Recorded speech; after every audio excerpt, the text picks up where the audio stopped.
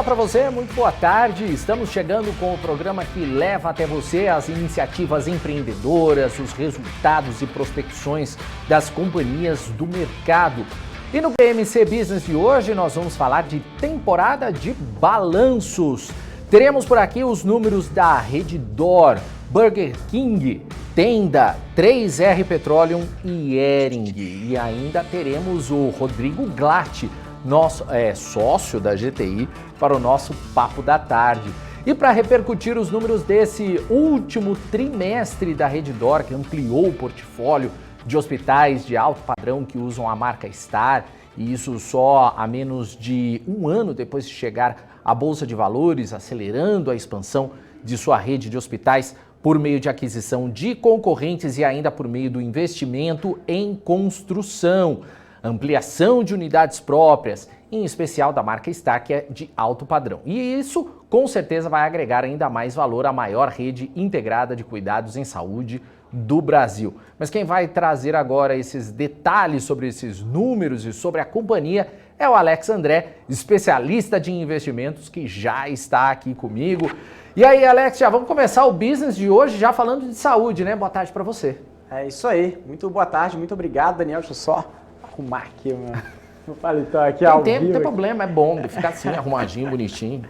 É bacana. Muito boa tarde, pessoal. Muito obrigado. Obrigado, Daniel, por estar aqui com a gente. É sempre um grande prazer você aqui também, obrigado, comandando o BMC Business de hoje.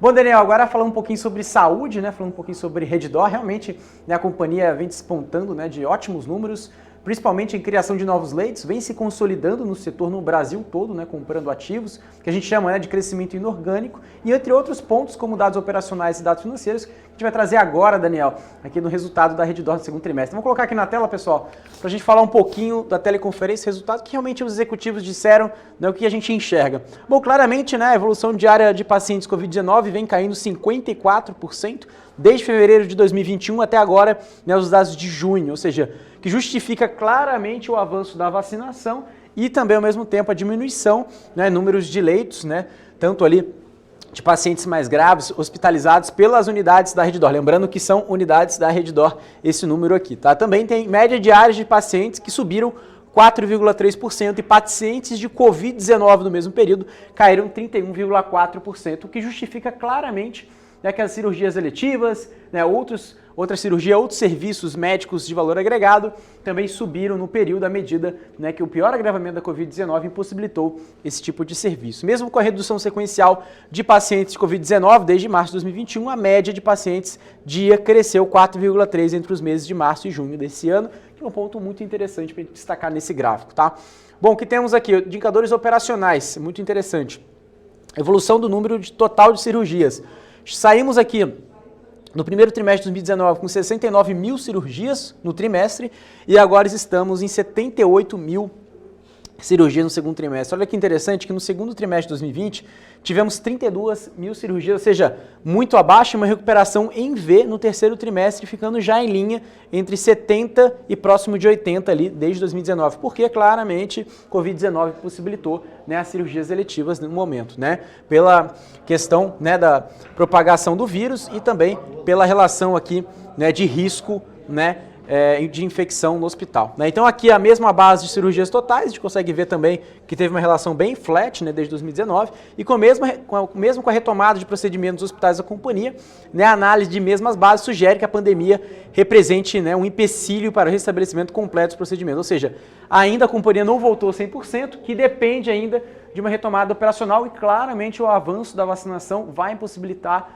trazer aí, né, a redução de queda de números de pacientes Covid-19 e claramente maior, né, número de leitos, né, vagos aí para novas cirurgias eletivas e também, consequentemente, novos procedimentos operacionais, tá? Bom, o que nós temos aqui, alguns indicadores operacionais, volume de paciente dia e taxa de ocupação média. Nós chegamos aqui no segundo trimestre com 61,9%, agora no 2020 com 83%, né, quando a gente pega de taxa de ocupação média, relação também de variação de ano contra ano, a gente está vendo um aumento de 62% aqui, tá? A sólida retomada e expansão do número de leitos da Redditor, ou seja, a companhia vem comprando novos hospitais, né, ou seja, vem aumentando o número de leitos, e isso traz, né, sustentada por altos níveis de utilização e ocupação da infraestrutura hospitalar. E na parte de oncologia, a gente consegue ver aqui infusões ambulatoriais, eu quase esqueci aqui, né, falar aqui, a gente vê aqui que o volume de procedimentos aumentou 21% no segundo trimestre abaixo, ou seja, o que acontece nesse indicador, a gente pega aqui os dados de oncologia. A gente conseguiu observar desde o ano passado, para quem acompanha a Redditor, desde o terceiro trimestre de 2020, que esse indicador ele vem retomando, mas bem gradativo, né? Ou seja, ele deu um salto muito grande, né, a partir do primeiro trimestre desse ano, né, ou seja, o trimestre passado, justamente pelo cenário, né, do Covid, como nós trouxemos ali lá no primeiro slide, de uma forma muito mais, né, sólida, de uma forma muito mais positiva. E isso traz um movimento, né, de pacientes que precisam aí de um atendimento de oncologia de uma forma muito mais precisa, né? Então agora, no ano passado, teve uma queda justamente, né, por pacientes, né, mais frágeis, né, fisicamente, como pode dizer, né, precisam de um tratamento, mas nesse cenário de Covid-19, né, ou seja, que traz um risco até para a própria saúde do paciente, então tiveram uma queda de 2,7%. Tá? Bom, o que nós temos aqui? Evolução de leitos, né? Um dado bem interessante, acho que o principal ponto que foi abordado, inclusive até na apresentação do Daniel Morales, foi evolução do número de leitos, ou seja, crescimento dos novos números de leitos. Então temos aqui evolução do número de leitos operacionais, a companhia ganhou mais de 1.578, quase 1.600 leitos, desde o primeiro trimestre de 2020, chegando agora em mais de 8.788 leitos, tá? Comparando com o trimestre passado, são quase 600 leitos em aumentos operacionais, tá?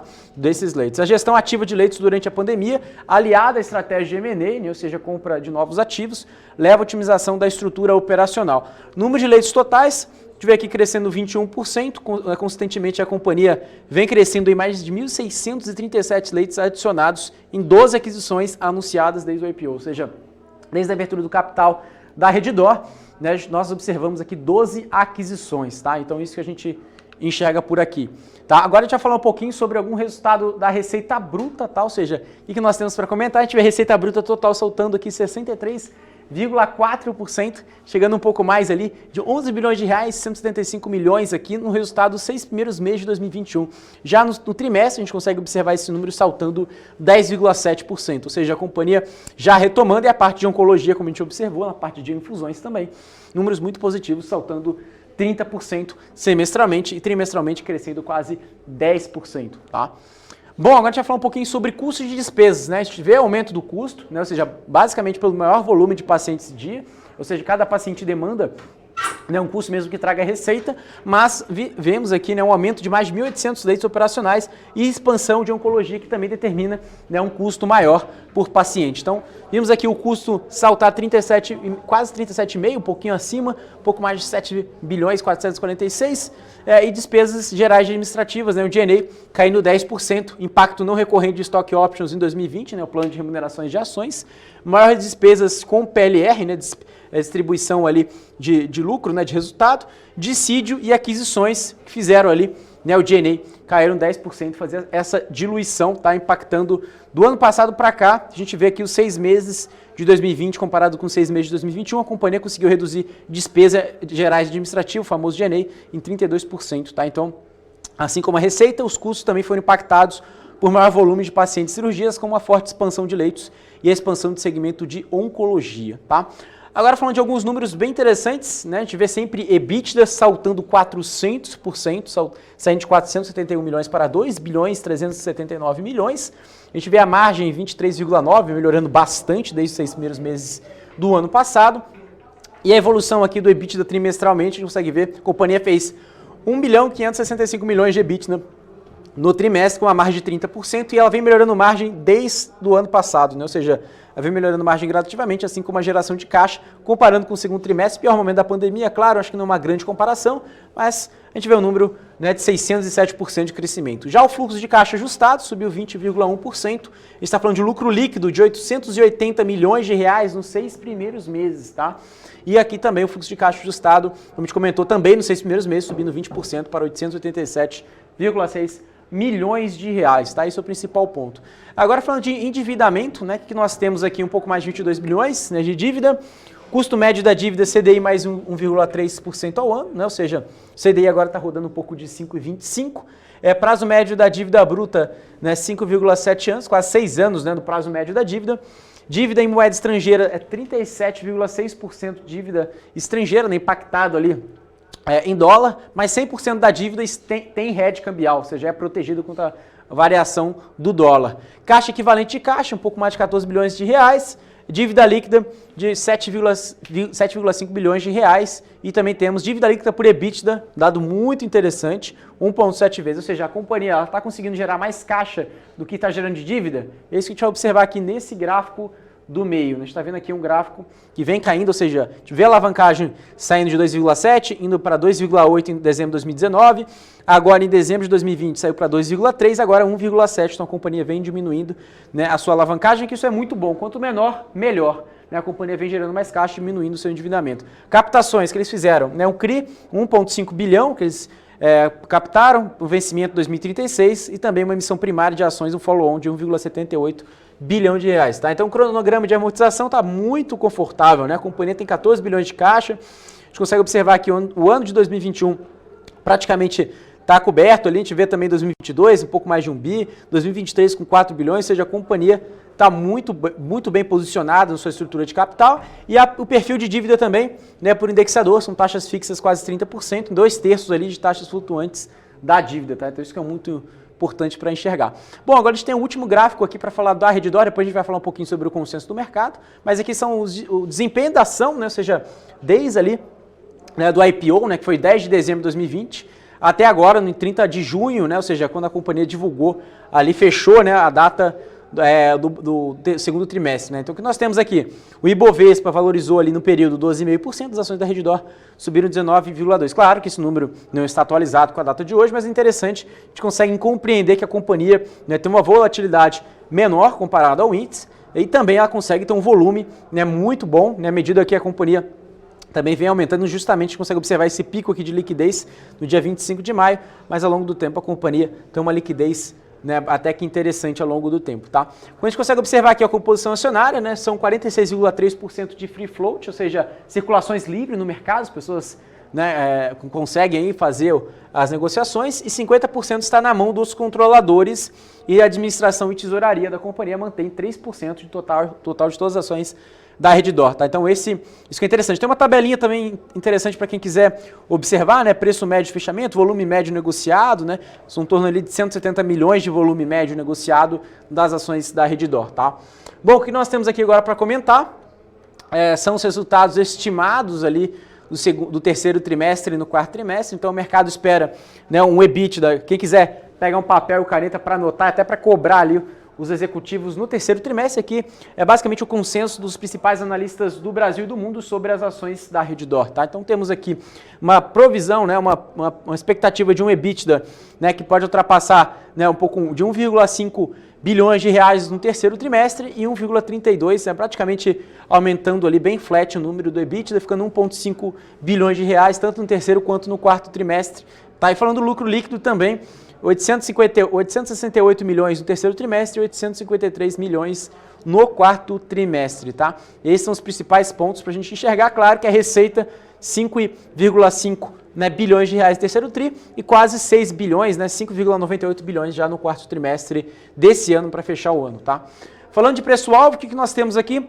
Temos 16 analistas recomendando compra, nenhum analista recomendando manter e nem venda. São 16 analistas recomendando compra. Inclusive Itaú BBA, R$ 88,00, Santander R$ 86,60, temos aqui Morgan Stanley também com R$ 81,00, Banco do Brasil também com R$ 81,60, Credit Suisse com R$ 76,00, Banco Safra com R$ 86,00 também, inclusive BTG com R$ 90,00 recomendando compra. O preço médio, né, de todos os analistas gira em torno de R$ 85,15, Daniel. É isso aí, Alex, bacana. Então vamos falar agora de um setor que você gosta muito, que você adora muito. Vamos falar dos resultados de Burger King, que teve recomendação neutra reiterada pelo Goldman Sachs. Para isso, o banco destacou as vendas do período, que ficaram em 80% dos níveis pré-pandemia, mas lembrou o risco representado pela variante Delta da Covid-19, que tem preocupado bastante já alguns setores do mercado, não é mesmo, Alex? É isso mesmo, ótimos pontos, Daniel, que você acabou de comentar. Basicamente a gente consegue observar um aumento no delivery e também nas grandes capitais com a adoção, né, da Dark Kitchen, né, ou seja, aquelas cozinhas que são fechadas, que não abertas ao público, que são nas grandes capitais que atendem um raio ali de poucos quilômetros, mas uma entrega ultra rápida, né, de 10, 15, 20 minutos após o pedido, que traz também um aumento também de fidelidade e recorrência, né, da base de seus clientes. Também, claro, a adoção de tecnologia. E tudo isso a gente vai comentar agora, Daniel, aqui na apresentação de resultados da Burger King, inclusive, que eu gosto bastante, né? Ou seja, de comer lanche, né? A gente gosta bastante, que a gente faz análise presencial, né? Muita gente que gosta ali. Vocês que forem em qualquer ativo, pessoal, marcam, vai lá no ativo, tira a foto, marque a BMC News no Instagram, bmc.news, coloca lá hashtag análise presencial com a BMC News, tá? E a gente compartilha aqui nas nossas redes, para quem acompanha o BMC Business, tá? Então vamos lá, falar aqui do Burger King Brasil, né? Unidade Brasil. O que nós temos aqui, inclusive, alguns pontos, né, que o Daniel já comentou, mas aqui vale a pena a gente relembrar o segundo trimestre. Como que foi, né, o segundo trimestre, olhando para o ano passado, claramente o ano passado, a gente vê aqui o serviço, né, muito claro ali de food service ser afetado pela pandemia, as lojas fechadas, mas ao mesmo tempo o delivery representando um alívio nos seus números. Mas agora com as lojas abertas no segundo trimestre foi muito mais clara, a receita operacional líquida crescer 94%, chegando a 567,9 milhões de reais, tá? O same store sales, né, vendas das mesmas lojas, subiram 6,9%, né, do BK, né, do Burger King, e do Popeyes subiu quase 50%, ou seja, as lojas que estão abertas, hein? A Popeyes, para quem não conhece, é o lanche de frango aqui, ó, para quem gosta aqui de comer lanche de frango, né, frango marinado por 12 horas, né, esse lanche aqui que eles estão colocando, que compete até com o KFC, que é da Meal 3 da IMC, tá? Para quem gosta aí, para quem acompanha o case, vale a pena lembrar que o Popeyes é o concorrente deles, tá? Receita dos canais digitais, 187 milhões, crescendo 75%. O EBITDA, 10,6 milhões e a margem EBITDA ajustada, 1,9%, tá?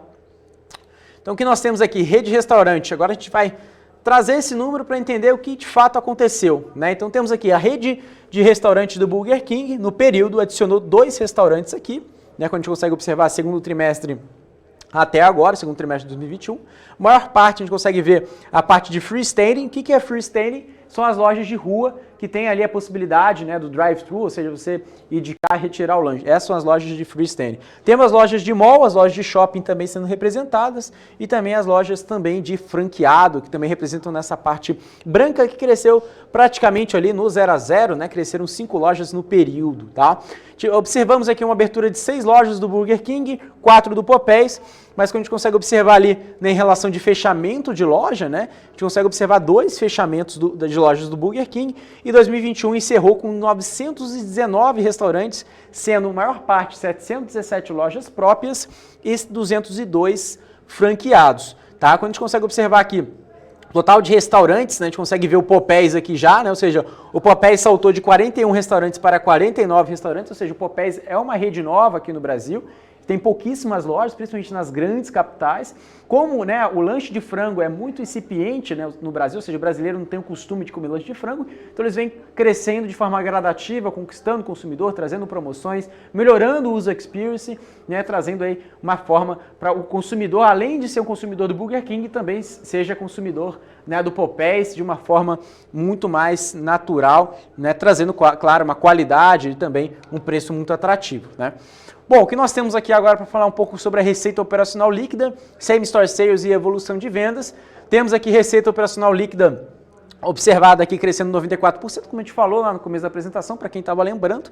E a gente vê o same store sales que caiu no segundo trimestre, 13,5%, claro, pela pandemia, aumentando ele a recuperação, mas muito abaixo, pessoal, do nível pré-pandemia. Então isso que é interessante, olhar o histórico. Claro, não significa que deve se repetir a história, mas aqui no segundo trimestre de 2019, né, totalmente ali pré-pandemia, já era 12,7% esse crescimento, né, de same store sales, tá? Então pode chegar talvez 12,7 ou 13,5, é isso que aponta o histórico, lembrando que 2018 ficou 0,8, tá? Então se a gente for comparar com 2018, ficou muito melhor agora no segundo trimestre de 2021, tá? Variação de vendas versus aí semanas pré-pandemia. Isso que é interessante. Eu estava falando um pouquinho sobre essa análise de same store sales, mas aqui é bem interessante a gente lembrar a evolução de vendas, né? Ou seja, o que a gente consegue demonstrar aqui dessa evolução? Claramente, né, após março, a gente conseguiu ver uma evolução muito forte. A partir ali de dezembro, né, para cá, a gente vê uma queda muito forte. Mas agora a gente consegue observar ali, né, a consistente retomada de vendas com a suavização, né, das medidas restritivas e o crescimento dos canais digitais, que traz, claro, uma opcionalidade para o consumidor e mais atratividade também, né, pelo mix de produtos, né. Bom, o que nós temos aqui eu acho que é um ponto muito interessante, né, para quem tem o aplicativo, para quem acessa, quem vai no Totem, quem pede aí pelos aplicativos, né, Rappi, iFood, Uber Eats, enfim, o que seja, a gente consegue ver aqui que é a relação do clube, né, Clube BK, né, que é o clube de fidelização, aumenta o crescimento das vendas digitais sobre a receita total. A gente está conseguindo observar um crescimento de 75% versus segundo trimestre, atingindo 33% de participação, ou seja, praticamente ali 1/3, né, de todas as vendas do Burger King é feita de forma digital e esse número pode avançar com a medida que a companhia vem investindo mais em tecnologia e vem abordando iniciativas como essa, tá? Então vamos lá, CMV, custo de mercadoria vendida, despesas com restaurantes e G&A, tá? Então a gente vai falar de custo agora, a gente está falando de receita, a gente está falando da parte do digital, né, a parte de fidelidade, agora a gente vai falar um pouquinho, né, sobre custo que a companhia vem trabalhando. Caiu 580 basis points em relação de CMV, né, são ajustes de preço e plataforma de CRM que contribuem para a performance da margem bruta, né, ou seja, eles estão ajustando cada vez mais o seu custo, melhorando a eficiência operacional. Despesas com vendas nos restaurantes, uma alta de 35,9% versus segundo trimestre, em virtude dos benefícios da MP 936 e pelo número de restaurantes fechados no período, tá? Então a gente consegue observar ali um crescimento para 306 milhões de reais. Despesas gerais administrativas, o famoso G&A, né? Que a gente vê no G&A aqui. Também, né, cresceram em virtude da MP 936, mas tem quedas quando comparado no primeiro trimestre. Então, quando a gente compara no primeiro tri, a gente consegue ver uma queda, mas no segundo trimestre uma alta de 8,8%, tá? A maior parte G&A e outras despesas cresceram ali em torno de 200 mil reais, tá? Então foi uma despesa que aumentou de uma forma bem tranquila.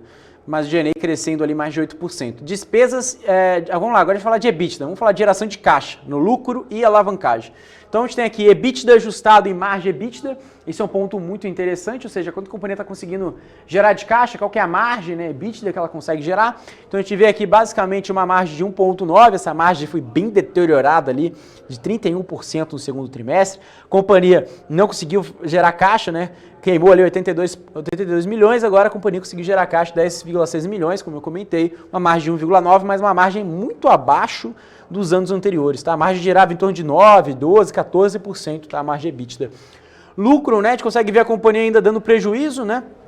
Resultado de 89 milhões ali, melhor do que o segundo trimestre, mas realmente veio bem abaixo ali, quando a gente compara 17, 18, 2019 já tinha uma queda, mas bem pontual, né? Bem suave, e o endividamento líquido e alavancagem, consegue ver ali claramente a dívida líquida se mantendo em 318 milhões, a dívida líquida caiu, né, já era 353 milhões, né, e a alavancagem a gente consegue observar ali, né, era 0,9 vezes no segundo trimestre de 2020, tá? Essa é a alavancagem da companhia, e também ao mesmo tempo muito acima, quando a gente compara ali 2018, 2019, mas abaixo comparado com 2017, tá?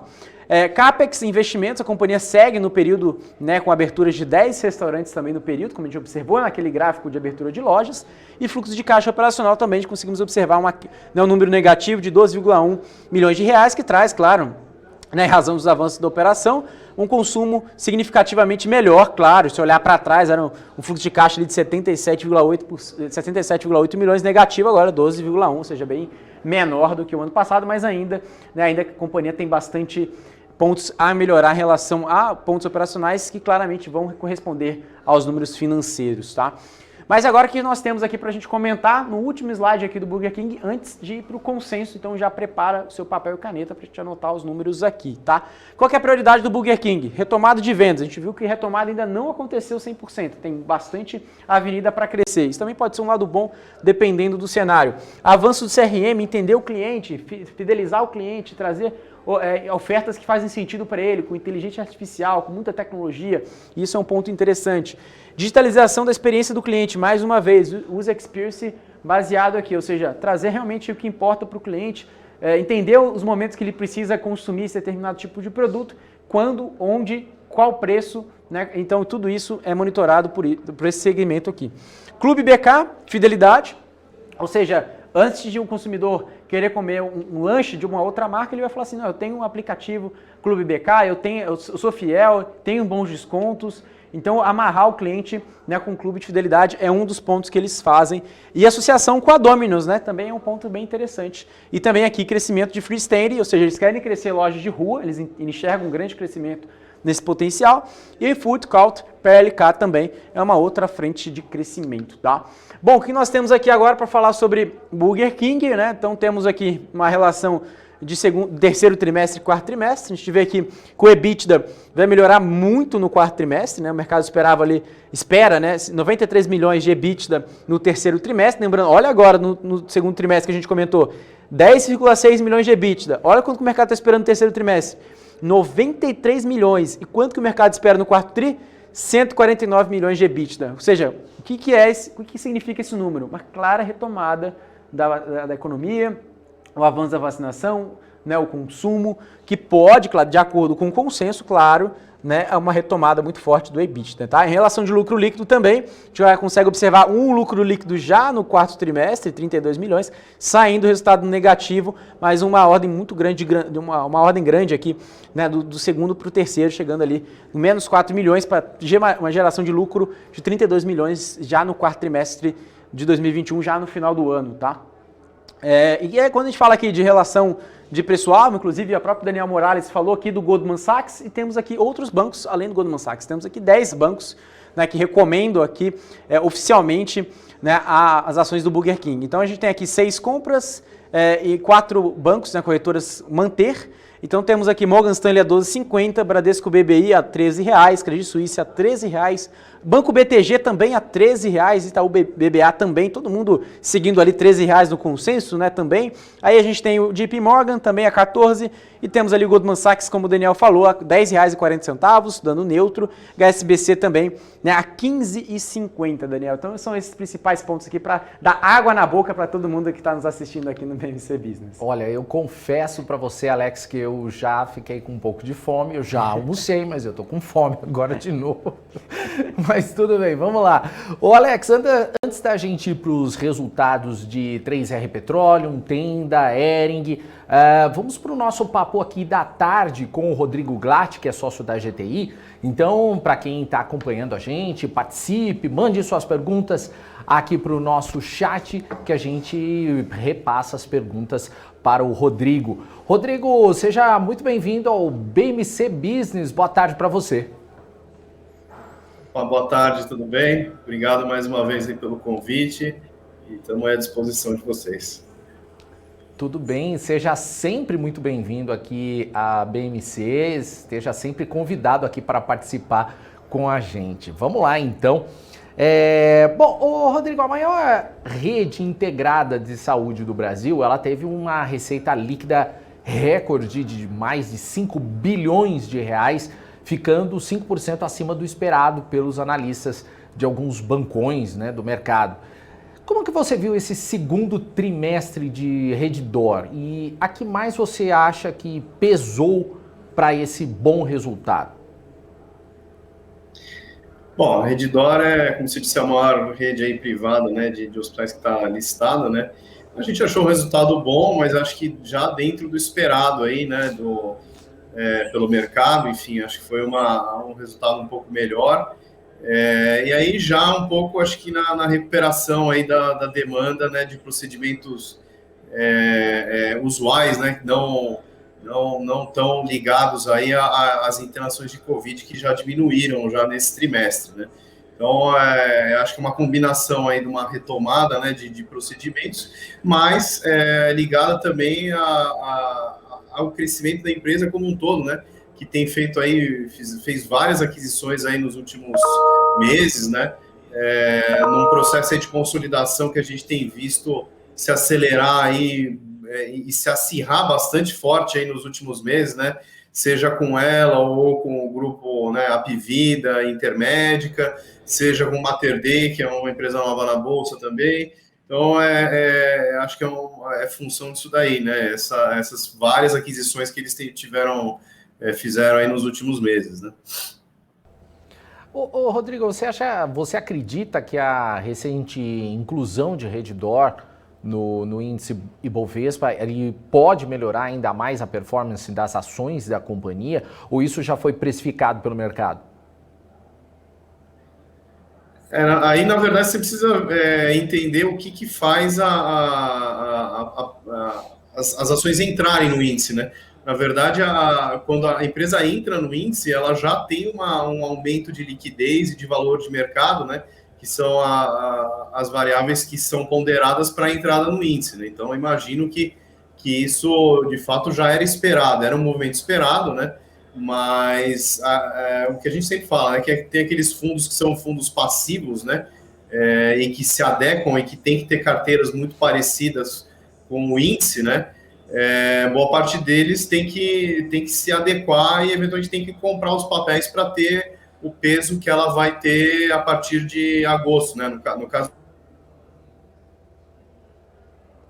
setembro da carteira do índice, né? Então na verdade assim, a gente entende que pode ter uma pressão ainda para esse ajuste dos fundos que são passivos, né? Então, deveriam comprar mais ou adequar suas posições ao que tem na carteira do Bovespa. Né? Ah, tá certo. Agora, a Redditor São Luís, ela informou recentemente que fechou o contrato de prestação de serviços com a Vale por meio do afiliado Hospital Esperança, né, para gestão e execução de saúde, de execução de ações e serviços de saúde em hospitais no Pará, do maior complexo minerador da história.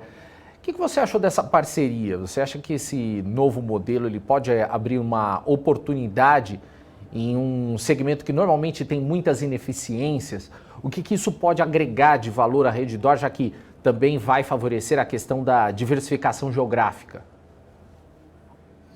Eu acho que é uma alternativa interessante, né? Um modelo novo, né, de tentativa aí de atender, né, uma parte do serviço privado, né, e pelo lado do contratante, né, no caso da Vale, acho que tentar diminuir e reduzir os custos, né, de médicos que a empresa teria caso não tivesse uma parceria exclusiva, né.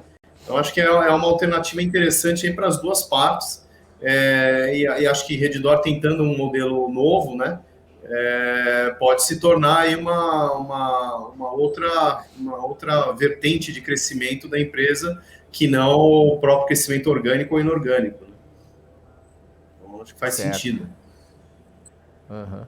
Agora, desde a estreia na Bolsa em dezembro do ano passado, a Redditor ela tem se mostrado forte no mercado de aquisições. Nós podemos esperar muito mais nesse segundo semestre da companhia em relação a isso, ou você acha que as maiores movimentações já foram feitas? Se a gente vê esse setor ainda como um setor muito fragmentado ainda, né? Então, acho que e ainda com muita participação do setor público, ainda que presta um serviço que não é adequado à população, né? Então, de fato, a gente vê um espaço para crescimento dos players privados ainda nesse setor.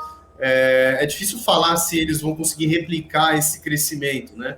Eu acho que assim, o mercado está ficando mais consolidado já, e hoje a gente tem outros players também que estão capitalizados, fortes, né? E já estão na Bolsa, né?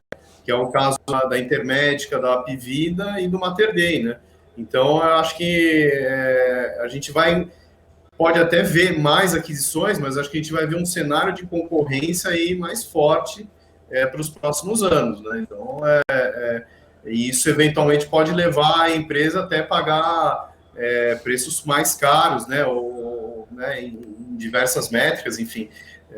Então, acho que eu não seria tão otimista nesse sentido de achar que ela vai ter tanta facilidade ou a mesma facilidade para essas aquisições do que ela já teve agora nos últimos meses. Agora, mudando um pouquinho o nosso tema, né? O Santander, ele trocou Odontoprev por Redditor na carteira ESG do banco para esse mês de agosto. O que você tem achado da pauta ESG da rede de hospitais? Eu acho que a pauta de ESG, não só nos hospitais, mas acho que na Bolsa como um todo, ela tem sido predominante aí, né? Os discursos das empresas de forma a se alinhar a essas novas, o que se chama de novas práticas, né? Ou práticas que são mais amigáveis, enfim, né? Então, acho que não é um movimento só do setor de saúde ou da empresa, né? Da Redditor em si, né? Acho que é um movimento aí que a sociedade tem buscado, né, ser mais consciente nesse sentido e eventualmente exigindo um pouco mais das empresas no sentido de se alinhar a essas práticas e esse nível de governança, vamos dizer assim. Certo. Agora, considerando a tendência de recuperação econômica de acordo com o avanço da vacinação, como que está a sua expectativa para o setor para esse próximo semestre? Você acha que a variante Delta ela é uma preocupação que o investidor deve deixar no radar? Eu acho que, de uma certa forma, sim, mas não de como a gente já teve essa preocupação tão grande com o Covid nos últimos meses e anos, né? Quer dizer, desde março do ano passado. Eu acho que a gente tem visto uma elevação dos casos de Delta, principalmente fora do Brasil, né? Mas assim, o nível de letalidade hoje é muito mais baixo, né? E a gente tem que considerar que grande parte da população já está vacinada, né? Então, assim, a vacina pode não impedir totalmente, né, que as pessoas se contaminem, mas ela diminui muito a incidência de casos graves e que sejam letais, né? Então, assim, é óbvio que é uma preocupação, mas acho que é uma preocupação muito menor do que ela já foi no passado, né? Então, e acho que nesse sentido aí para as empresas de saúde, a gente tem visto eu diria um retorno da demanda, né? Porque imagina que nesse período de Covid todo que a gente passou, muita gente adiou exames ou procedimentos, né, que fariam, né, procedimentos eletivos, que a gente chama, né, nessas épocas, né, e acabou postergando isso, e agora, com a abertura, né, as pessoas se sentem mais confiáveis e têm que fazer exames e procedimentos. Então, a gente vê uma retomada da demanda aí mais positiva para essas empresas do setor, né.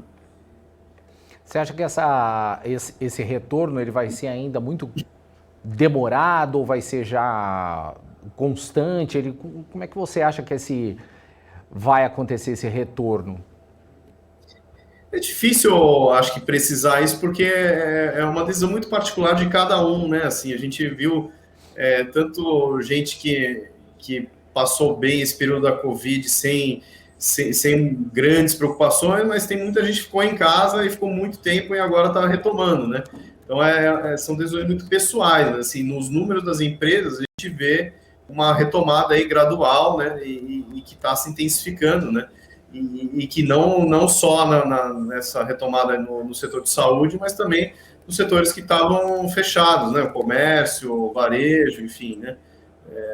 Os shoppings, são coisas que estão aí retomando aos patamares que estavam antes da Covid. Aí. Tá certo.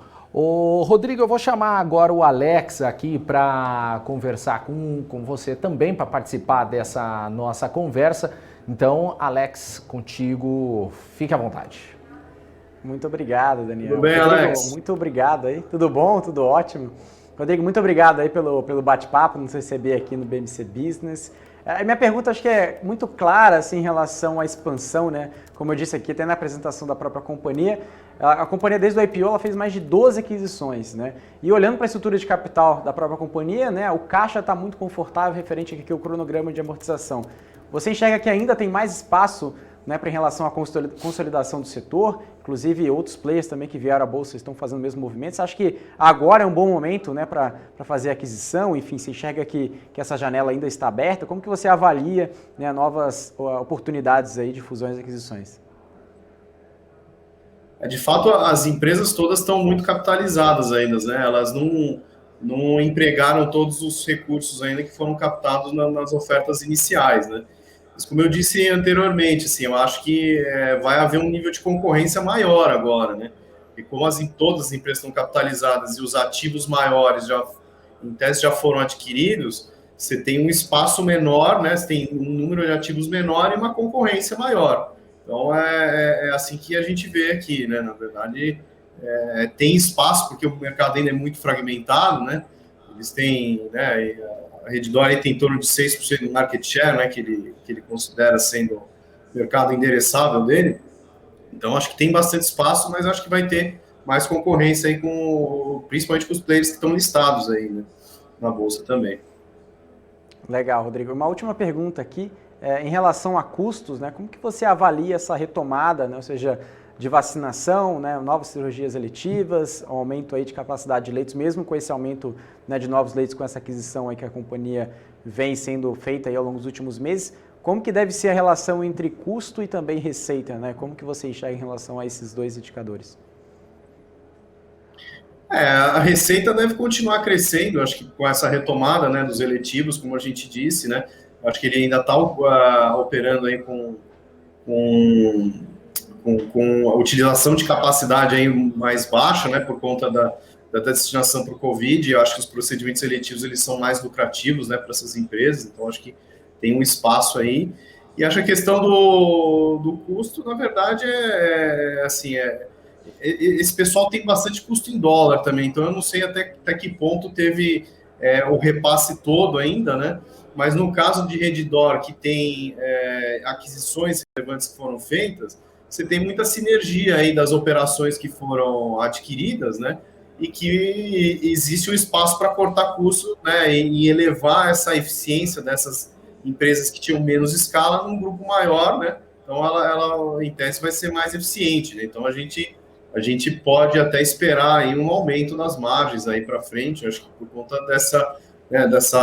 de receitas maiores e uma diluição maior de custos também. Muito bom. Muito obrigado, Rodrigo. Daniel, fica à vontade. Beleza, obrigado, Alex. Rodrigo, eu queria agradecer a sua participação aqui no BMC Business, mas queria deixar também um espaço para você deixar suas considerações finais aqui pela sua participação. Fica à vontade. Obrigado mais uma vez pelo convite. É sempre um prazer estar aqui. A gente está sempre disponível para falar sobre os diversos setores. A gente está ainda bastante moderadamente otimista, apesar aí desse cenário político um pouco mais conturbado e desse questionamento que a gente tem visto aí nos últimos 40 dias, enfim, né? Até a Bolsa sentiu um pouco isso, né? Acho que nesse período, né? Mas a retomada da economia, né? E os resultados aí das empresas que a gente tem visto estão mostrando realmente uma pujança dessas empresas muito, muito forte, né? Acho que principalmente esse setor de commodities aí que a gente está bem posicionado, de fato tem tem mostrado aí resultados assim estelares, assim, resultados que a gente não via há muito tempo. Empresas aí como Gerdau e Vale dando resultados assim, resultados que são como se fossem resultados anuais, não um trimestre só, né? Então assim, para você ter uma ideia da dimensão do que elas estão gerando de resultado de caixa, né? Então a gente está bastante confortável com essa alocação de commodities e aí esperançoso na retomada aí da economia e da reabertura, né? Com as empresas aí se tornando mais eficientes, conquistando mercados, ganhando market share em função da posição mais frágil, né? De players pequenos. Então acho que o cenário ainda é bastante bom para as empresas, mesmo considerando aí um cenário de mais inflação e de juros maiores aí nos próximos meses. Tá certo, obrigado, recado dado aí. Então, Rodrigo, muito obrigado mais uma vez pela sua participação. Uma ótima tarde e volte sempre. Boa tarde, com certeza, obrigado, um abraço. Abraço, Rodrigo. Esse foi o Rodrigo Glatt, que é sócio da GTI, participando aqui do BMC Business. Agora, 3 horas e 53 minutos pelo horário de Brasília. Eu só queria dar uma boa tarde para o pessoal que está no nosso chat, né? Antes de passar para a temporada aí de balanços com o Alex, só dar um oi pro MPK, dar o nosso boa tarde também pro Eduardo Andrade, que escreveu textão aqui, hein, Eduardo? Mas beleza, não tem problema não, pode escrever. O Ricardo Marinho da Silva, olha, eu também mandei. O Rui das Neves, boa tarde, tá sempre aqui com a gente. Deixa eu ver, o Ramos também mandou mensagem.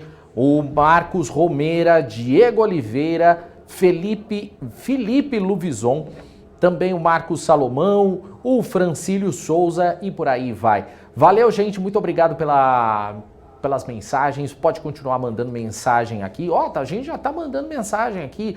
O Odair Ferreira da Costa mandando o seu boa tarde também. A Renata Nunes, nossa companheira de sempre aqui. Renata que gosta sempre de treinar na rua. Renata, ela é do contra, mas o importante é sempre correr, né? O Charles Martins também dando o seu boa tarde, o Marco que eu falei agora há pouco, Marco Salomão, obrigado gente, boa tarde para vocês. Não sei se vocês deixaram o like de vocês, mas deixa o nosso like aí, tá 348, dá para chegar nos 400 até o final do programa. Marcos, boa tarde para você também, obrigado gente pela participação aqui no BMC Business, e a gente continua também com os nossos gráficos. Vamos falar agora de Construtora Tenda, que aliás divulgou hoje pela manhã a revisão de seu guidance para 2021, período em que agora a companhia espera vendas líquidas entre 3 e 3 bilhões e 200 milhões de reais. Lembrando que a expectativa anterior, ela oscilava entre 2 bilhões e 800 milhões e 3 bilhões de reais. Já para a margem bruta ajustada, a oscilação foi revisada para o mínimo de 28% e o máximo de 30%. E a previsão anterior ia de 30% a 32%, ou seja, devemos ter números ainda melhores nesse próximo semestre de Tenda, né, Alex? É isso mesmo. E até a própria Tenda, Daniel, e outros players também do setor tiveram uma grande dificuldade, né, desde o ano passado, não só por causa da pandemia. A pandemia foi um dos pontos, Daniel. Outros pontos que afetaram as construtoras de baixa renda é o aumento dos insumos, né? Ou seja, o aço ficando mais caro, inclusive até a gente consegue observar vários comentários referente à apreciação das commodities. Para as construtoras isso não é muito bom porque ela precisa, né, desses insumos para construir, ou seja, isso repassa uma margem menor e, consequentemente, até repassar preço traz uma grande dificuldade. Mas a gente vai trazer um pouquinho agora na apresentação do que realmente afeta os resultados do segundo trimestre, que afetaram os resultados do segundo trimestre, que pode afetar, como até o próprio Daniel disse, né, referente ao guidance da companhia. Tá? Então vamos lá, vamos trazer os números aqui. Bom, o que nós temos aqui em termos de resultado, né? O que você precisa saber para você realmente entender sobre o resultado de construtoras, né? Você precisa saber de VGV, né, valor geral de venda, você precisa saber sobre lançamentos, né, ou seja, não só também sobre regiões de lançamentos, também como a gente vai falar de VSO, volume sobre oferta, que também é um indicador que mede também sobre a velocidade de vendas do Land Bank, né, que é o estoque de terrenos, também sobre outras relações que também nós vamos trazer aqui agora, tá? Então, temos aqui sólido resultado operacional, mantendo uma melhor relação de despesas com vendas, impulsionadas pela transformação digital. Então, ou seja, mais uma vez, a parte digital influenciando bastante no resultado, positivamente, a dominância da Tenda nas menores rendas, dado o esvaziamento da concorrência, ou seja, com essa crise, né, que nós tivemos, os menores players não conseguiram operar ou até mesmo diminuir a sua área de atuação e a Tenda, como um grande setor, conseguiu aí aumentar a participação, aumentar a share no mercado, conseguiu capturar novos clientes. Tá? Então temos aqui uma relação muito importante, tanto aqui em regiões de lançamento, aumentamos aqui para mais de 9 regiões de lançamentos, né, desde o primeiro trimestre, olhando para trás. Enxergando lá na questão do Covid, nós estávamos em 3, estava em torno de 3 regiões ali no primeiro trimestre de 2020, então a companhia aumentou em termo de 3 vezes as suas regiões de lançamento, desde o primeiro trimestre de 2020. E quando nós temos aqui lançamentos de VGV, nós temos aqui 1 bilhão, maior parte, né, 986 milhões, é a parte da Tenda, tá? A Leia também tem uma menor participação com 16 milhões de reais, uma parte bem pequena, tá? Mais de 90%, 95%, 97% a relação aqui da Tenda. Vendas líquidas, nós temos aqui, né, em relação a VGV, despesas com vendas e sobre vendas brutas, né? Então temos aqui nessa linha aqui cinza a relação de despesas com vendas brutas, então, ou seja, a despesa caindo em relação com o aumento do número de vendas, claramente conseguimos observar aqui nos 6 primeiros meses, né, a gente conseguiu ver no ano passado 1 bilhão e agora 6 primeiros meses de 2021, 1 bilhão e meio, então a companhia aumentou mais de 50% das vendas, né, em relação aqui, de vendas líquidas, tá, em relação aos 6 primeiros meses do ano passado, e essa relação de despesas com vendas brutas caiu para 6 vezes, tá? 6%, tá? Então o que nós temos aqui? Resultado, né? Repasse de VGV, geração de caixa operacional. Boa performance nos repasses ofuscados pela mudança normativa aí da Caixa Econômica Federal para crédito do recurso, impactando a geração de caixa no trimestre. Então temos aqui em relação, né, tanto trimestral, né, quanto aqui em relação de VGV repassado, teve um aumento de 37% na base semestral e na base trimestral também saltou de 520 no primeiro trimestre para 707 milhões de reais de repasse, tá?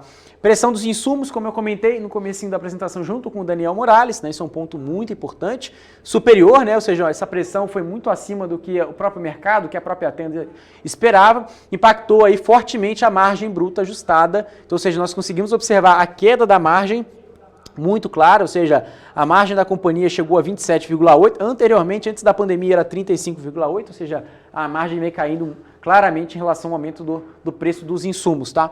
E o lucro líquido também, né? Ou seja, a gente consegue ver aqui o lucro líquido caindo de 37 milhões para 34 milhões no segundo trimestre e também mais semestralmente indo muito bem, de 58 milhões nos 6 primeiros meses do ano passado, agora um pouco mais de 71 milhões já no segundo trimestre de 2021, tá?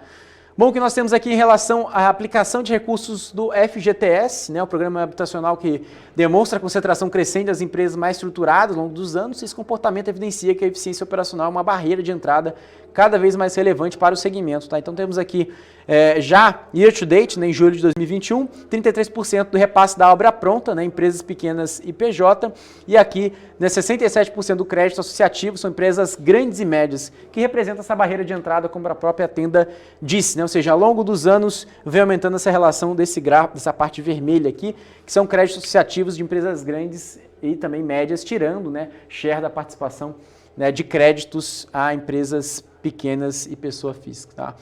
Bom, o que nós temos aqui em relação ao custo de construção e G&A, né, SG&A, né, o custo geral administrativo, dividido pela receita aqui na base 100 e também vendas brutas em unidades. Então chegamos aqui a 62 aqui vendas brutas, né, em questão de unidades, relação também custo real de construção e também o G&A de receita líquida, a gente consegue observar uma queda de 37% desde 2013, tá? Desde o quarto trimestre de 2013, comparando com o segundo trimestre de 2021, que a eficiência operacional é a marca do modelo, né, da companhia, que ancora ganhos de escala, oferecendo aí menor G&A e custo de obra, ou seja, à medida que a companhia tem um custo de obra muito baixo, apesar do aumento de insumos, ela consegue escalar isso de uma forma muito maior, com o digital, né, a parte da tecnologia aliada ao modelo de negócios, trazendo, consequentemente, uma geração de caixa também muito atrativa ao longo dos últimos anos. Né? E também a manutenção dessa trajetória vai induzir a companhia a concentração e também, claro, a novos players que querem entrar e querem fazer um modelo de negócio parecido com a Tenda, né? Ou seja, traz uma barreira de negócios, quando a gente faz principalmente aquela análise de SWOT, né, de oportunidades, de ameaças, basicamente aqui traz uma relação de custo e vendas brutas, tá? Bom, nós temos aqui em relação a uma quebra do mercado, né, de CVA em 3 segmentos, né, de preço, a gente vê aqui Casa Verde e Amarela, tá, para quem não sabe CVA, os 3 segmentos de preço. Nas principais regiões, os efeitos de ganho de escala ficam evidentes na liderança absoluta nos mercados de rendas menores, né, que é a MAS, né, MASS. Então a gente vê aqui market share nas regiões metropolitanas por segmentação de preço, né, a gente consegue observar aqui o aumento do preço médio de uma forma muito forte, né, ou seja, tanto em relação aqui onde a própria Tenda trabalha, né, ou seja, a gente consegue observar parte do Rio de Janeiro aqui em 73% de market share, Rio Grande do Sul 100%, a gente vê aqui Bahia 91% e também São Paulo 68%, que a gente vê aqui por segmentação de preço. Então, a gente consegue observar aqui a companhia tem um market share muito, muito forte em relação a regiões metropolitanas nesse tipo de segmento, quando a gente compara ali com classe média e também alta renda, tá? Bom, o que a gente consegue observar aqui? A dominância no mercado, a gente conseguiu ver as 3 regiões, as 3 modelos de negócios que a Tenda oferece, né, para a renda mais baixa, e aqui nós vamos trazer uma relação de dominância de preços médios, né, das vendas brutas de 2021. Desde dezembro de 2020, consegue ver um aumento de 8,4% do preço médio, ou seja, um repasse dos preços aliado aí ao aumento do preço dos insumos, né, claramente. Tem aí esse aumento de insumos, conseguiram repassar preço, mas fizeram de uma forma que não perdeu velocidade de venda, né? Ou seja, continuou com um VSO muito atrativo, aumentando a confiança e estabilização dos retornos após o período de alta inflação de custos, né? E aqui nós temos em relação, até o próprio Daniel Morales trouxe, né, no começo dessa apresentação, que é o guidance, né? Ou seja, em relação à transição de recomposição de margem, a companhia está revisando o guidance de margem bruta ajustada e vendas líquidas. Então, como você até ouviu do próprio Daniel no começo da apresentação, nós temos aqui uma revisão, né, de guidance revisado para o ano de 2021. Antes era de 30% a 32%, agora para 28% de margem. Vendas líquidas também, né, era um guidance bem maior, né, também anteriormente, era bem anteriormente bem menor, mas o guidance subiu ali, né, para 3 bilhões a 3 bilhões e 200 milhões de reais, né, antes era em torno de 2.800, tá? Então o real agora, year to date, como a gente comentou lá no começo, você lembra que era 1 bilhão, agora foi para 1,5 bilhão, que eu falei que subiu mais 50%? Então eles esperam que pode subir mais 100%, de 1,5 bilhão para 3 bilhões, tá? Mas isso caso, né, o guidance chegue, né, num patamar que eles enxergam que pode alcançar, tá? Então esse é o principal ponto. Agora a gente tem um modelo de negócio off-site, né, que é um modelo de negócio deles de construção, tem avançado nas frentes de branding, lançamentos e montagens da fábrica. Então temos aqui a Alea, né, que nem eu falei, né, a marca Alea para o portfólio de off-site e o Wood Frame. Esse nome faz uma alusão de conceito de alamedas e azaleias que se conectam à praça central, criando-se um senso de comunidade dos moradores. Tá? Então esse nome tem até um significado bem interessante. Né? É uma marca nova, inclusive até os resultados da companhia referente a essa marca é bem pequeno, porque a companhia acabou de lançar esse segmento. Aprovaram 2 projetos de lançamento de 2 empreendimentos no modelo de crédito associativo de repasse na planta. E o projeto de montagem da fábrica está ocorrendo conforme o previsto e com conclusão esperada para quando? 4º trimestre de 2021. Então, anota aí, a fábrica da Tenda estará pronta no final do ano, tá? E aqui que nós temos para comentar um pouco mais sobre a relação do consenso do mercado, de alguns principais números financeiros da Tenda. No 3º trimestre, o mercado espera que o EBITDA pode sair ali, o segundo TRI que estava em torno de 82,2 milhões, né, que foi divulgado. O mercado espera que pode chegar a 90 milhões e 750 mil reais no 3º TRI e que salta para 106 milhões no 4º trimestre desse ano. Também temos lucro líquido ajustado de 33,77 para 67 milhões e 900 mil reais já no 3º trimestre, tá? E aqui, quando nós vamos comentar um pouquinho mais sobre a relação de preço-alvo, nós temos 10 analistas recomendando compra e 3 recomendando manter as ações. São 13 analistas no total, nos quais temos Banco do Brasil, R$ 36,00, Credit Suisse, R$ 35,00, dando neutro, Itaú BBA, dando outperform a 40, Bradesco BBI, dando outperform também a 36, Banco BTG, dando compra a 36, Banco Inter, dando R$ 40,00 de compra e também JP Morgan, também dando neutro a R$ 35,00, Daniel. Esses são os principais pontos que a gente comentou e reforçou aqui sobre Tenda. É isso aí, Alex. A gente vai continuar então falando de resultados por aqui. Dessa vez, agora a gente passa para o setor de commodities com as informações sobre o balanço da 3R Petroleum, que a gente viu nesse segundo trimestre reverter o prejuízo do trimestre passado e ainda registrar um lucro líquido de mais de 54 milhões de reais entre abril e junho desse ano, né, Alex? Agora, além disso, o EBITDA ajustado somou mais de 89 milhões de reais. Lembrando que a empresa estreou na B3 em novembro do ano passado, ou seja, menos de um ano, né, Alex? É isso mesmo, inclusive até as últimas notícias, para quem acompanha, Daniel, né, a própria 3R Petróleo, né, até está num processo ali, né, da conclusão, né, de Papa-Terra, né, que também é um campo que já foge do escopo normal da companhia, né, que é os campos de onshore, né, ou seja, em terra, né, e também os nearshore, próximo da costa, indo para o offshore. Ou seja, é uma relação ali que vale a pena entender essa criação de valor da própria 3R, né? Ou seja, o que pode realmente impactar tanto os desafios operacionais, né, nesse novo empreendimento da 3R e também o que pode trazer aí de lifting cost, né? Ou seja, o custo médio do barril, se realmente isso pode trazer de acordo com uma leitura mais otimista do mercado. É isso que os analistas estão observando, tá, Daniel? Os principais analistas estão enxergando essa aquisição como um ponto positivo, ou seja, maior número de barris de óleo equivalente por dia, maior produção, claro, menor custo, né, melhor relação de geração de caixa, então tem os principais pontos, mas também tem que colocar o risco operacional na conta, tá? Então o que a gente vai trazer aqui de resultados, já falar um pouquinho sobre cenário macro, né, petróleo, né, ou seja, o que realmente que ela produz, né, a gente fala muito em relação à Covid, né, em relação à reabertura econômica, em relação também às incertezas, também produção da companhia, que ela vem fazendo de lição de casa, que ela trouxe de números, né, no segundo trimestre de 2021. Tá? Então temos aqui os principais pontos, 3R Petróleo, né, são as principais pautas aqui para a gente trazer. Então a gente tem aqui um track record de execução, então, ou seja, falar de execução para a companhia, olhando para trás, ok, está cumprindo, né, ou seja, tudo que ela estava planejando fazer, sem nenhum grande risco, né, operacional. Então temos uma estratégia de Papa-Terra, ou seja, eu estava falando muito de Papa-Terra, uma aquisição offshore, Ou seja, o segundo ativo da 3R, início de operações em águas profundas, ou seja, sai daquele escopo de onshore que todo mundo conhece. A gente fala assim, mas 3R é só onshore. Não, agora está no offshore, já em águas profundas, o segundo ativo da 3R.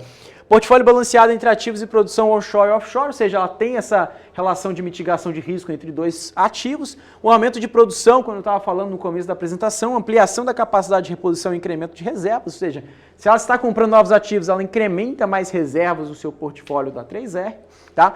A gente tem aqui uma relação de Rio Ventura também, o início da operação, da segunda operação da 3R, um foco de replicar a estratégia já adotada em Macau, que também é um outro campo interessante. A operação servirá de base para a integração dos polos Rio Ventura e Recôncavo, que serão operados com foco na captura de sinergias operacionais e financeiras. Falando de estruturação de dívida, captação de recursos, a otimização da estrutura de capital da 3R inclui o pré-pagamento da dívida existente, ou seja, o que nós estamos observando em várias companhias da Bolsa, tirando 3R, empresas de petróleo, enfim, PetroRio, o que seja, a gente vê que as empresas, como até a gente consegue observar os principais analistas colocando em seus relatórios, né? Ou seja, o mercado de capitais está muito atrativo, então a companhia ela consegue ter o mercado de dívida tá bem interessante, ela consegue captar dívida mais barata, ou seja, alongar a sua dívida, manter uma posição em estrutura de capital mais saudável, ou seja, aumentar o caixa e, consequentemente, ficar mais bem posicionada para comprar novos ativos, até mesmo para liquidar dívidas pré-existentes com taxas maiores, né? Então, com isso que eles fizeram o pré-pagamento da dívida.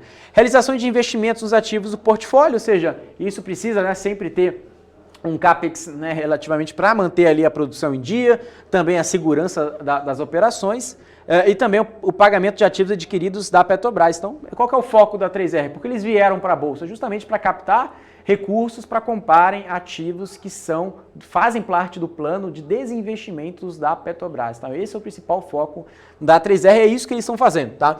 Então, aqui, operação Polo Macau com mais um forte resultado operacional. A gente vê aqui a produção de óleo em Macau, né, crescendo muito forte, cresceu ali 17% comparado ao quarto trimestre com o primeiro tri. E lembrando que a Petrobras correspondia entre janeiro e maio, era mais de 3,1 mil barris de petróleo por dia, agora são 4,8 mil barris, tá?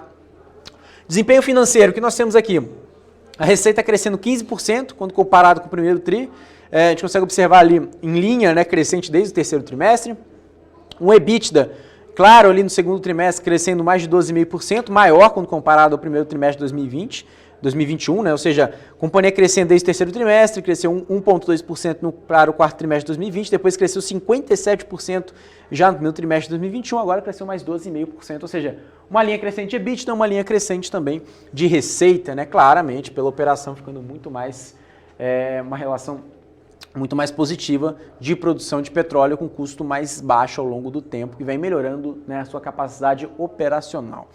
Bom, onde nós temos aqui uma gestão bem eficiente de portfólio, né, preparado para o crescimento. Então, aonde a companhia está localizada? Bacia do Espírito Santo, Bacia de Campos, muita gente conhece, né, esses ativos, Bacia Potiguar. E o que eles querem fazer? Redesenvolver, revitalizar e repensar. 3R, né? Ou seja, repensar, desenvolver e também revitalizar, né? Então, esse é o principal ponto. Ou seja, algum ativo que não era tão atraente para a Petrobras, ou seja, aquele ativo que produzia pouco, ou tinha que ter investimentos, né, massivos em referente fazer um workover no campo, melhorar a sua produtividade, injetar gás, injetar água, fazer investimentos, né, contratar sonda, talvez isso não era tão atrativo para a Petrobras, mas para a 3R esse é o core business, então eles precisam revitalizar, né, repensar, né, novos campos, trazer vida, né, para uma nova produção e também aumentar a relação da produtividade, que dá muito claro nessa relação de capacidade operacional. Ou seja, a sinergia é muito importante aqui, tá?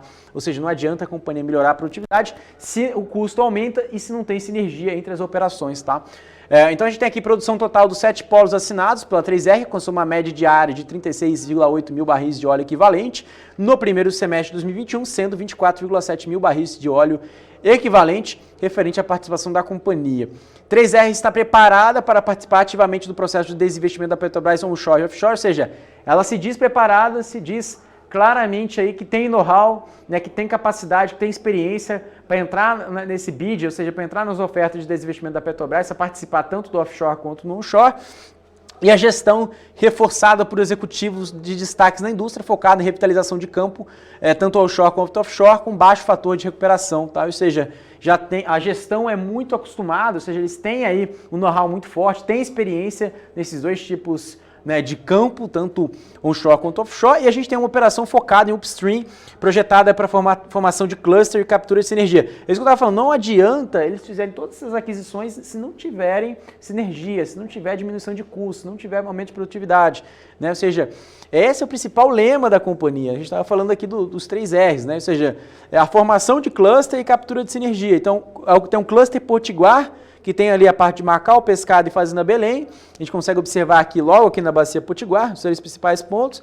Aí temos o cluster de Recôncavo, com Rio Ventura e Recôncavo logo aqui na Bahia. E temos aqui também no Espírito Santo, Rio de Janeiro, a Bacia do Espírito Santo, né, que é o 3R Offshore, que é o Peroá, e Papa-Terra aqui no Rio de Janeiro, na Bacia de Campos. Tá? Então esses são os ativos, 2 ativos offshore, e temos aqui 5 ativos onshore, tá? Inclusive alguns que eles chamam de nearshore. Tá? Bom, o que nós temos aqui em relação à linha do tempo, né? Voltando atrás, o que nós temos aqui desde agora, né? Em relação a custo de aquisição, né? Ativos que estão em transição, operação da 3R e operação de 3R Offshore. Tá? Então temos aqui a companhia com histórico de aquisições a múltiplos atrativos, ou seja, não adianta pagar qualquer preço, tem que ser num preço muito atrativo, precisa ter um preço, uma relação de um custo de CAPEX que seja aí muito endereçável ao longo dos próximos trimestres, então eles colocam isso em conta, referente também ao que eles podem produzir desse tamanho de sinergia de produtividade. Tá? Então, considerando as aquisições, a produção média diária operada dos 7 ativos somou-se aí, como eu comentei, vou repetir de novo, 3,8 mil barris de óleo equivalente por dia no primeiro semestre de 2021, tá? Com 178,4 milhões de barris de óleo equivalente de reservas 2P, que não inclui Papa-Terra, que foi a última aquisição. Tá? Que nós temos aqui referente a Macau, né, o valor de aquisição, aqui a gente consegue observar aqui ao longo das últimas aquisições, ou seja, a gente consegue ver os múltiplos de entrada 2P, a gente consegue observar ali muito claro, né, ou seja, todos os múltiplos, os valores aqui que são riscados em verde são valores, né, destacados aqui, valores pagos à Petrobras, e aqui a gente tem, né, ativos que são offshore e nearshore, ou seja, Peroá e Papa-Terra são ativos offshore quanto nearshore, e os ativos onshore a gente consegue observar aqui, Pescada também, né, são ativos offshore, e também Recôncavo, Fazenda Belém, Rio Ventura e Macau são ativos onshore, ou seja, eles retiram petróleo da terra e não da água, ou próximo dessa região. Tá? Então esse é o principal ponto que a gente vale a pena entender, ou seja, o múltiplo, né, a ser divulgado que eles colocaram aqui, né, ou seja, tanta certificação de reservas de ativos em andamento que a gente consegue enxergar logo aqui abaixo, ou seja, a maior parte em relação a reservas a gente consegue entender tanto em relação aqui a Recôncavo quanto em relação a Macau, que vem ganhando produtividade ao longo do tempo, que já tem a produção da 3R, tá? Bom, falei bastante aqui referente aos campos, né? Então a gente tem aqui em relação a destaques, né, de aquisição estratégica, né? Ou seja, nós temos aqui 105,6 milhões de dólares, nada em torno de 62,5% do ativo, tá? Referente aqui, quando a gente pega Papa-Terra e Peroá, tá? A gente vê aqui o campo de Papa-Terra dentro aqui da relação da Bacia de Campos, né? Então nós temos aqui, né, tanto o FPSO P63, né, que faz ali a extração junto com a plataforma P61. Então nós temos aqui o segundo ativo da offshore, né, tem aqui da 3R, né, que a gente está falando aqui da Papa-Terra, teve uma participação relevante na produção total da companhia, inclusive alguns analistas já revisando para cima depois dessa última aquisição. Tá? Capacidade de reposição e incremento de reservas, alto potencial para aumentar o fator de recuperação, com operação focada em eficiência e redução de custo. Vocês estão aumentando a produtividade, estão aumentando o número de reservas, claramente vai diminuir o preço do custo, isso é sinergia na veia, tá? É isso que eles colocam aqui referente à produtividade, tá? Então o que nós temos aqui, em relação à operação, né, a operação atual conta com 9 poços, inclusive, acho que não dá para ver tantos nessa foto, mas consegue entender aqui os risers, né, os pontos que conectam nos poços. São 6 produtores e 3 injetores, os sistemas possuem capacidades ociosas e viabilizam implementação de atividade de revitalização e redesenvolvimento, que é o core business da 3R, que ele até colocou aqui em negrito. Capacidade de utilização instalada, a gente consegue ver também uma injeção de 340 mil barris de água por dia, uma estocagem de 1,4 milhão de barris e slots para conectar até 21 poços produtores e 11 poços injetores. Tá? Então esse é o potencial da 3R nessa região. Produção de óleo em Macau e eficiência operacional em um ano da gestão da 3R. Então, depois de um ano, o que aconteceu, né, da relação da aquisição pela Petrobras, né, da 3R. Né? Então temos aqui uma alta eficiência, né? A produção de óleo alcançou uma média de 4,7, quase 4,8 mil barris de óleo por dia, quase 30%, 29,2% maior que o segundo trimestre do ano passado. Também a planta de processamento independente, né? Ou seja, a construção da planta de separação da água com óleo, né, em Macau, ele vai viabilizar o incremento da capacidade de produção, a recuperação secundária, que é a injeção de água no reservatório, porque precisa injetar água no reservatório, né? Para quem não é do setor, para quem não conhece bastante, a injeção de água quanto a injeção de gás viabiliza a companhia, né, bombear, né, ou seja, produzir mais rápido e uma forma muito mais, né, com menor custo, ou seja, até porque a pressão, né, do óleo retirado fica maior e isso a companhia consegue retirar mais óleo em menos tempo, então melhora relativamente a produtividade, tá? Então, tanto injeção de água e gás, claramente que é aprovada pela ANP, Agência Nacional do Petróleo, tá? Redução como descarte de água via emissário submarino, tá? Então esse é um principal ponto. E também a companhia vem aumentando, né, a produtividade de óleo, né, tanto trimestralmente, e a produção de óleo em Macau de forma mensal, a gente consegue observar também que vem em linha ascendente, saindo ali de junho de 2020, 3,6 mil barris, agora 4,9, que está ali no número em julho, né, o projetado. Uma reversão de longa tendência de queda trimestral e em mais um trimestre forte, então, ou seja, a produção de óleo era bem impactada negativamente ao longo dos últimos trimestres e agora o cenário vem mudando, vem entrando num patamar positivo, tá? Quando nós temos aqui referente à produção total da 3R, considerando, né, a participação dos 7 ativos adquiridos, o que nós temos aqui para a gente falar? A gente tem a produção de óleo e gás referente à 3R, né, ou seja, a participação do offshore nessa participação aqui, né, ou seja, contando aí, né, com um pouco mais ali de quase 12, né, um pouquinho mais do que isso, né, chegando a 12 mil barris de óleo equivalente por dia. O cluster de Recôncavo também logo aqui, e também o cluster Potiguar. Então a gente tem aqui todos os ativos, né, ou seja, tanto Macau, Pescada, Fazenda Belém, Recôncavo, Rio Ventura, Peroá e Papaterra. E a produção média diária por ativo, né, ou seja, o que a gente pode trazer aqui? Papaterra, né, ou seja, 32%, um terço da produção. Também temos aqui Macau, também com 21%, também Pescada com 20%, e temos aqui Peroá em 15%, que colabora, né, a produção inteira da companhia. A produção média da companhia é 24.602 barris de óleo equivalente por dia, produção de óleo e produção de gás, né, produção de gás 35% também do total, 65% do total, produção de óleo, né, produção de petróleo em si. Resultado financeiro, o que nós temos aqui para comentar? A gente tem aqui resultado de receita líquida e EBITDA, geração de caixa, lifting cost em Macau, né, o custo, né, médio, né, ou seja, da extração do barril de petróleo em Macau, estava em torno de 6,7, aumentou para 6,25, é impactado pelo maior consumo de energia com a bandeira tarifária, né, ou seja, o próprio FPSO necessita, né, de energia, então isso, né, uma energia, né, elétrica, né, consome bastante em relação ao lifting cost, tá? Então aumentou basicamente com essa bandeira tarifária vermelha, né? O CAPEX também, né? O CAPEX de Polo Rio Ventura também aumentou, mobilizado a operação do Polo Rio Ventura, né? Em 15 de julho. E também, quando a gente consegue observar, referente ao aumento do EBITDA, a gente já comentou isso lá no começo da apresentação. Vocês lembram que aumentou 12,5%? Chegou a 89,3 milhões de reais, e a receita líquida também saltou 16,6% trimestralmente, colaborando aqui tanto com Macau e Pescada, chegando a 152,8 milhões de reais. Tá? Então, o caixa equivalente de caixa, quanto a companhia tem de caixa? 1,39 bilhão. Pagamentos também à Petrobras, somam-se 432, né, milhões de dólares, e também temos dívida bruta, né, do principal 130 milhões de dólares, e também temos reembolso, né, de abandono 321,7 milhões de dólares. Então, colocando na conta tanto caixa quanto reembolso, dívida e pagamentos à Petrobras, né, colocando aqui, né, ativo e passivo aqui, né, uma linha bem estratégica. Então, o que nós temos aqui para comentar? A gente vai falar um pouquinho sobre estratégia. A companhia tem uma avaliação de oportunidades em ativos offshore e onshore, suportado pela rígida disciplina financeira, que é a estrutura de capital que a gente comentou anteriormente, implementação dos planos de redesenvolvimento dos ativos da operação, ou seja, trazendo aí um novo olhar, né, nos ativos, ou seja, trazendo investimentos, né, injetando água. Operacional, foco na transição dos polos Recôncavo, fazendo Belém, Pescada, Peroá e Papaterra, melhoria contínua de eficiência no polo Macau e Ventura, ESG, geração de energia a partir do gás captado na operação do polo Macau, e projeto de contratação finalizados com licenciamento ambiental em andamento. E operação 3R da Bacia Recôncavo, impacto social e geração de tributos, renda e emprego através do desenvolvimento da mão de obra, ou seja, empregando gente já é uma parte, né, do ESG, né? Financeiro, incremento de geração de caixa, né, como a gente comentou, o EBITDA também saltando, né, tanto a geração de caixa de Pescada, Fazenda Belém e Papaterra serão abatidos dos valores em aberto no closing dessas transações, e estruturação da nova dívida para concluir a aquisição dos ativos já assinados, né, que eles já compraram, e reforçar a solidez do caixa da companhia. Então, o que nós temos aqui, né?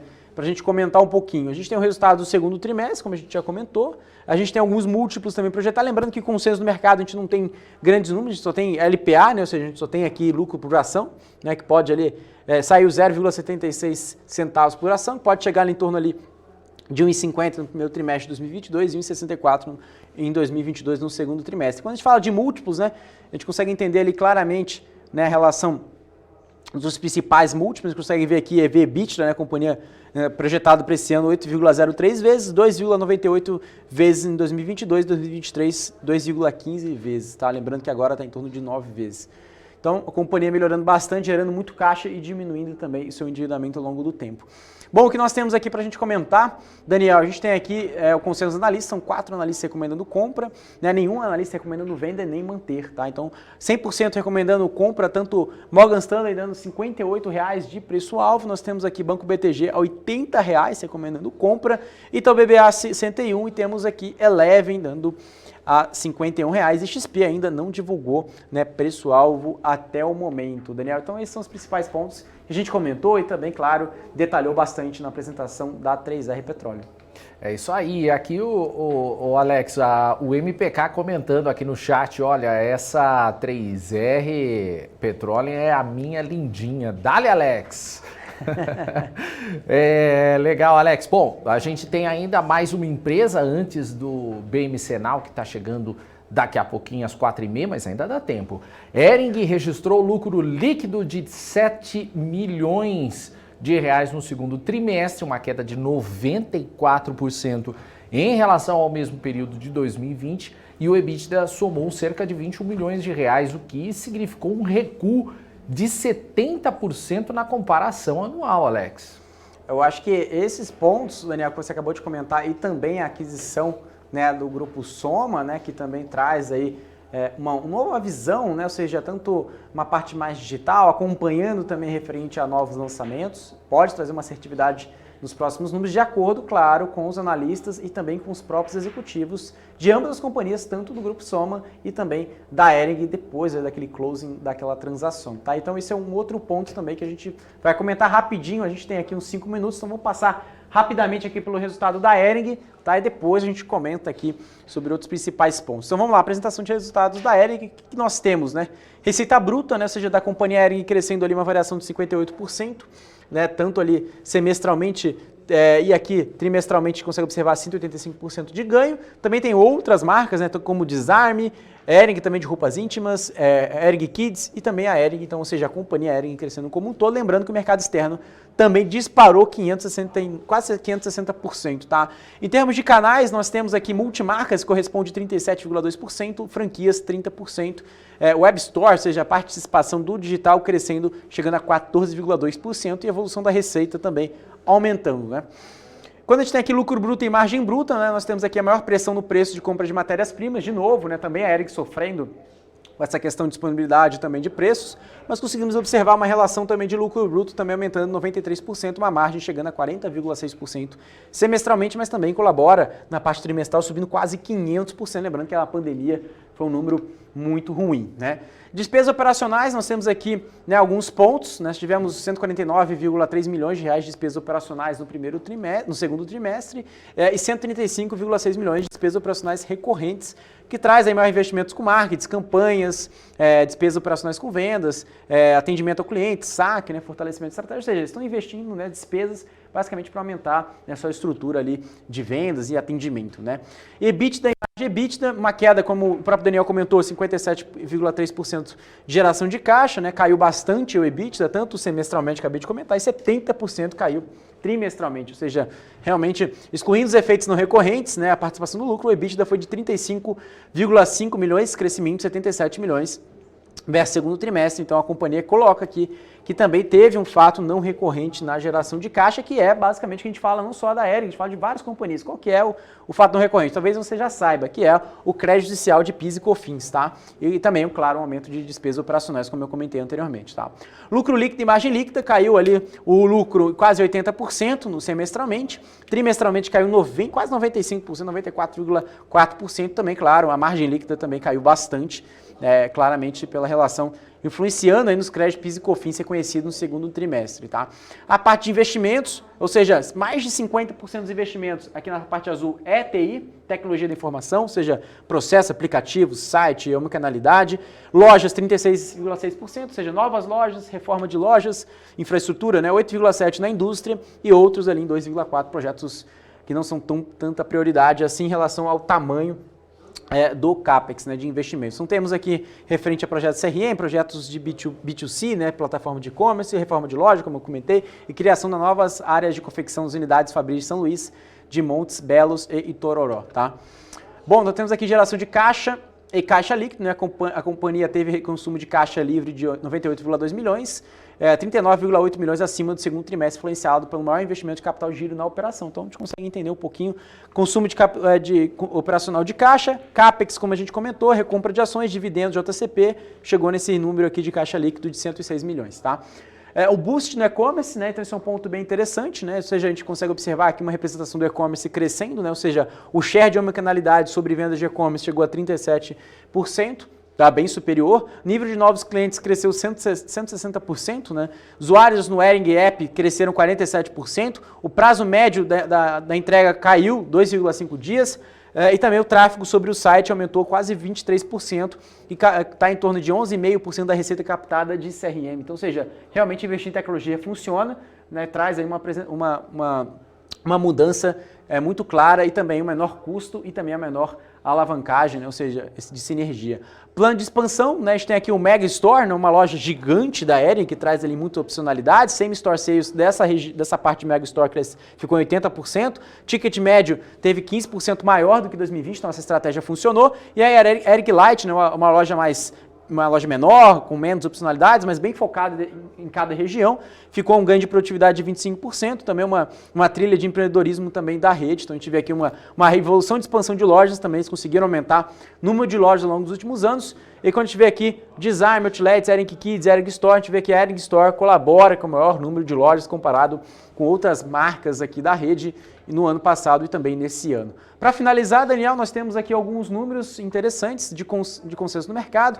O mercado espera uma melhora do EBITDA, também, claro, de lucro líquido e também um aumento de receita nos próximos trimestres, assim como a gente consegue observar os principais múltiplos de consenso do mercado. Por fim, temos aqui os preços-alvos, né, projetados, temos em torno ali de 10 analistas, né, recomendando, um recomendando compra, 8 manter e 1 recomendando venda, então a maior parte neutro, né? R$40 JP Morgan recomendando neutro, Banco BTG a R$20, Now Securities também a 20, Morgan Stanley a 34, Itaú BBA a 18, Eleven a R$30 e Credit Suisse a R$24, Daniel. Esses são os principais pontos que a gente comentou rapidinho aqui, para dar tempo para o BMC Now com a grande Rena Beltrão e Rafael Lara, né, Daniel? É isso aí, Alex, obrigado. Ainda tem muita notícia chegando ainda no BMC Now, mas obrigado, deu para fazer um panorama geral aí nessa última empresa, né, da Hering aí. Mas já deu horário, né? 4h32. Alex, obrigado, até amanhã. Muito obrigado, Daniel. Sempre uma grande honra dividir aqui contigo o BMC Business e também mandar um grande abraço para todo mundo que nos assiste. Agora, vamos deixar aí para a grande Rena Beltrão e também para o Rafael Lara e também deixar um grande convite, Daniel, que daqui a pouquinho, lá pelas 6h30 da tarde, eu e o Rafael Lara estaremos ao vivo no Instagram da BMC News, bmc.news, se você não segue, siga lá que a gente vai ter uma live bem bacana de fechamento de mercado, trazendo também de uma forma muito descontraída. Grande abraço, Daniel, e muito obrigado. Valeu, obrigado, Alex. Um abraço, até amanhã, então. Obrigado ao Alex pela participação e lembrando só que a Débora volta aqui amanhã ao BMC Business. Mas também é só agradecer o pessoal também no nosso chat aqui. Olha o Sérgio Schultz dando boa tarde. Dale, Alex e Daniel. Valeu, Sérgio. Um abraço. Dá um abraço então para todo mundo aqui que mandou o seu oi pra gente, o MPK, o Marcos Romero, o Marcos Salomão, o Charles Martins, a Renata, o Odair. Valeu, gente, muito obrigado. Olha, tô vendo aqui 369 likes aqui no nosso canal. Acho que até o final do Now a gente consegue chegar, pode bater os 400, hein? A Hanna vai ficar de olho nisso daí, hein? Vamos ver, hein, Hanna? Dá uma olhada lá. Gente, só lembrando que você também pode, é claro, acompanhar as nossas notícias no mercado, nas nossas redes sociais da BMC News, pelo nosso Instagram, @bmc.news, também pelo nosso portal que está sempre atualizado, minuto a minuto, com tudo o que acontece no mercado nacional e também no internacional, porque só aqui na BMC você tem informação que gera valor.